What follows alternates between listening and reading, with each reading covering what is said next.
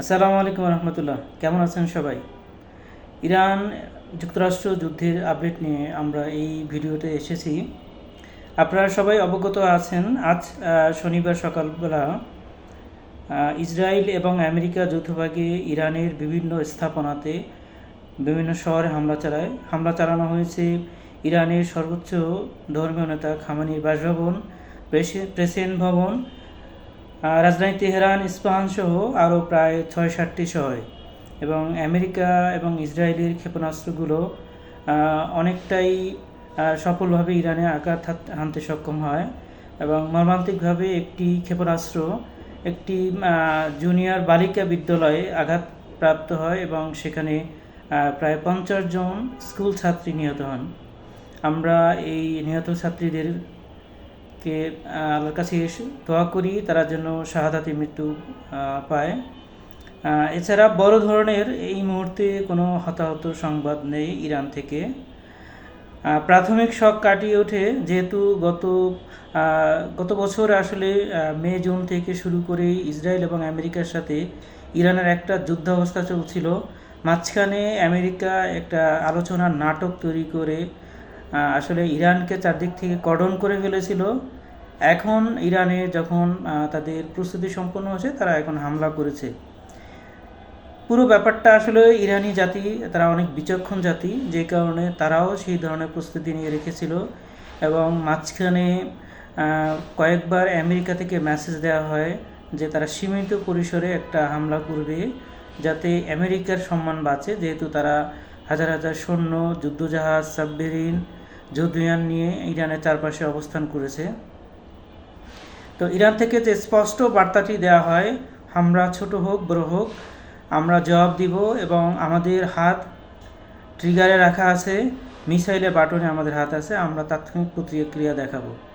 তো আজকে সকালে যখন ইসরায়েল এবং আমেরিকা ইরানে হামলা চালায়, ইরান তাৎক্ষণিকভাবে ইসরায়েলের বিভিন্ন একাধিক লক্ষ্যবস্তুতে হামলা চালায়। এখন পর্যন্ত যেটুকু জানা গেছে, অন্তত 3টি ব্যালিস্টিক ক্ষেপণাস্ত্র দিয়ে হামলা চালানো হয়েছে ইসরায়েলে এবং যার ভিতরে একটি অন্তত ইসরায়েলে আঘাত পায়।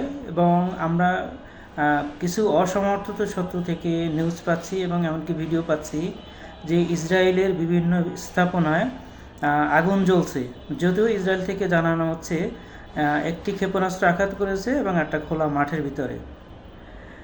এছাড়া ইরান মধ্যপ্রাচ্যে যারা কোলাবরেটর কান্ট্রি আছে, সেই বিশ্বাসঘাতকদের দেশে অবস্থিত আমেরিকান ইন্টারেস্টে আঘাত করা শুরু করেছে, যেমন সৌদি আরব, বাহরাইন, কুয়েত এবং সবচেয়ে ঘৃণিত যে কোলাবরেটর জর্ডানের যে আমেরিকান বেজ আছে, এবং এমনকি কাতারের আল উয়েদ যে বিমান ঘাঁটি রয়েছে, যেটা আমেরিকার সবচেয়ে বড় ঘাঁটি হিসাবে বিবেচিত হয় মধ্যপ্রাচ্যে।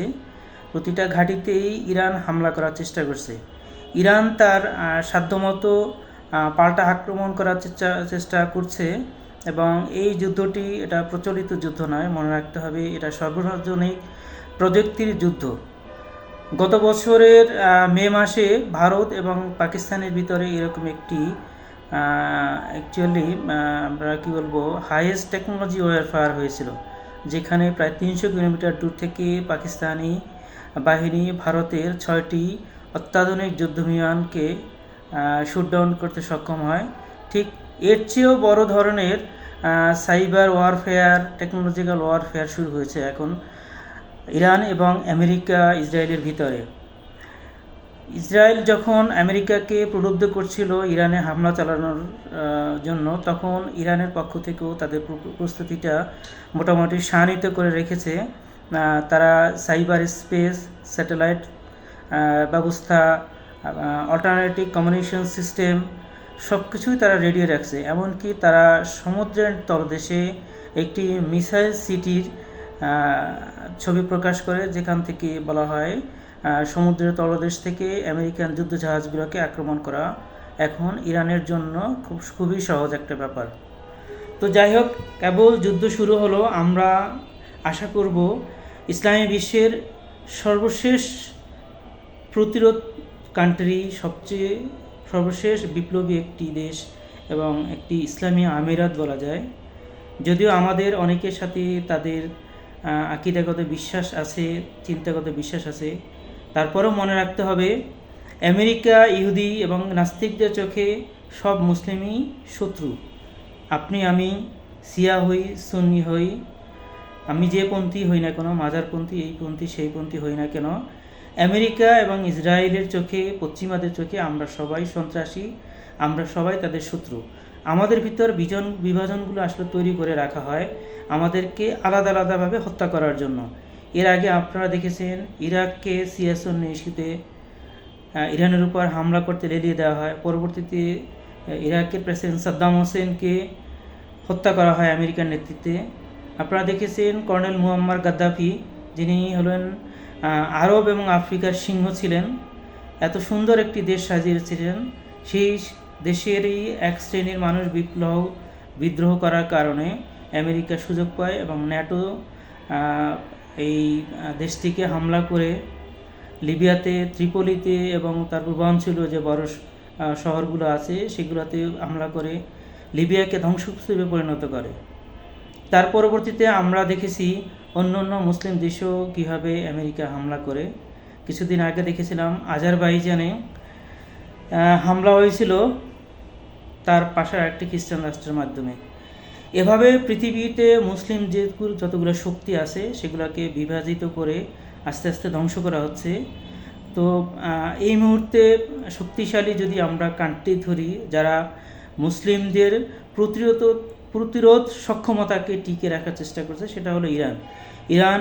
সমগ্র মধ্যপ্রাচ্যে আমেরিকার যে ছায়াযুদ্ধ আছে, ইসরায়েলের যে শক্তিমত্তা আছে, যার মাধ্যমে পুরো মধ্যপ্রাচ্য জুড়ে মুসলিমদের উপর অত্যাচার নির্যাতন করছে, মধ্যপ্রাচ্যের মূল্যবান তেল এবং অন্যান্য খনিজ সম্পদকে লুটপাট করছে, সেগুলোকে পাল্টা একটি ছায়া শক্তি তৈরি করে ইরান প্রতিরোধ করার চেষ্টা করেছে। তারা হিজবুল্লাহকে গড়ে তুলেছে, তারা হামাসকে সাহায্য করেছে। এরকম একটি শক্তি, এরকম একটি শাসক দল, এরকম একটি বিপ্লবী সরকার মুসলিম বিশ্বের জন্য আশীর্বাদ। আমরা অনেক কথা শুনি তুরস্ককে নিয়ে। তুরস্ক একটা সময় সারা পৃথিবী শাসন করেছে, পুরো মুসলিম বিশ্বকে তারা নেতৃত্ব দিয়েছে। তারা মুসলিম বিশ্বকে অনেকভাবে সাহায্য করে, আর্থিকভাবে, কৌশলগতভাবে, কিন্তু সামরিকভাবে আসলে তুরস্ক হয়তো পারে না, হয়তো পারার সুযোগ নেই।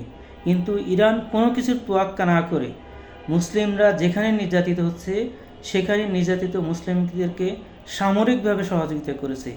এই রকম একটি দেশ যদি ধ্বংস হয়ে যায়, পৃথিবীতে আসলে আর কোনো মুসলিম শক্তি থাকবে না।